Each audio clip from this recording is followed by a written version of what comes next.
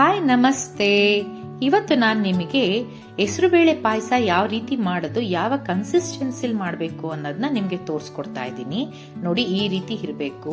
ತುಂಬಾ ತೆಳ್ಳಗೂ ಆಗಿರಬಾರ್ದು, ತುಂಬಾ ಗಟ್ಟಿಗೂ ಇರಬಾರ್ದು. ಬೇಳೆ ನಿಮಗೆ ಸಿಗ್ಬೇಕಾಗುತ್ತೆ.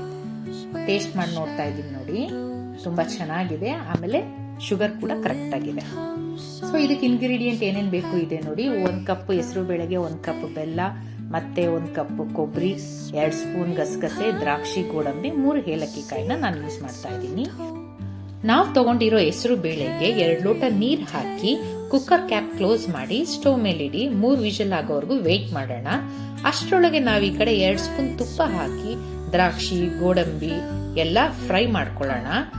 ಅದು ಗೋಡಂಬಿ, ದ್ರಾಕ್ಷಿ ಅಟ್ಲೀಸ್ಟ್ ಒಂದು ಬಿಸ್ಕೆಟ್ ಕಲರ್ ತಿರ್ಗೋವರೆಗೂ ಫ್ರೈ ಮಾಡಿದ್ಮೇಲೆ ಅದನ್ನ ಸಪರೇಟ್ ಆಗಿ ಎತ್ತಿಟ್ಕೊಳ್ಳಿ. ಆಮೇಲೆ ಗಸಗಸೆ ಲೈಟಾಗಿ ಡ್ರೈ ಫ್ರೈ ಮಾಡಿ ಅದನ್ನ ಮಿಕ್ಸಿಗೆ ಹಾಕೊಳ್ಳಿ. ಕಾಯಿ, ಗಸಗಸೆ ಮತ್ತೆ ಏಲಕ್ಕಿ ಕಾಯಿ, ಈ 3 ಏನ್ ತಗೊಂಡಿದ್ದೀರಾ ಇದನ್ನ ಪೇಸ್ಟ್ ಮಾಡ್ಕೊಳ್ಳಿ. ಪೇಸ್ಟ್ ನೋಡಿ, ಈ ರೀತಿ ಮಾಡ್ಕೊಳ್ಳಿ ಪೇಸ್ಟ್. ಈ ರೀತಿ ಮಾಡ್ಕೊಂಡ್ಮೇಲೆ ನೆಕ್ಸ್ಟ್ ಕುಕ್ಕರ್ ಓಪನ್ ಮಾಡಿ ನೋಡೋಣ. ಈ ಒಂದು ಅದಕ್ಕೆ ಬೇಳೆ ಬೆಂದಿದ್ರೆ ಸಾಕು.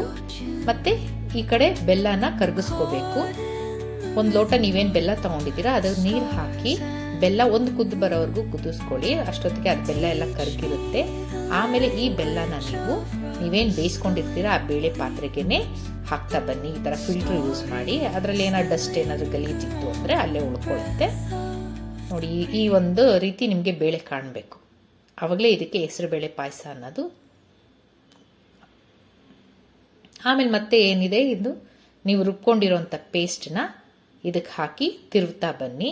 1 ಕುದಿಯೋವರೆಗೂ ವೆಯ್ಟ್ ಮಾಡಿ. ಯಾವಾಗ ಅದು 1 ಕುದ್ದು ಬರುತ್ತೆ, ಮಳ್ತಾ ಹೋಗುತ್ತೆ, ಆವಾಗ ನೀವು ಈ ಡ್ರೈ ಫ್ರೂಟ್ಸ್ ನೀವೇನ್ ಮಾಡ್ಕೊಂಡಿದ್ದೀರ ಅದನ್ನ ಇದಕ್ಕೆ ಹಾಕ್ತಾ ಬನ್ನಿ. ಹಾಕ್ತಾ ಬಂದ್ಬಿಟ್ಟು 1 ನಿಮಿಷ ಆದ ತಕ್ಷಣ ಸ್ಟವ್ ಆಫ್ ಮಾಡಿ.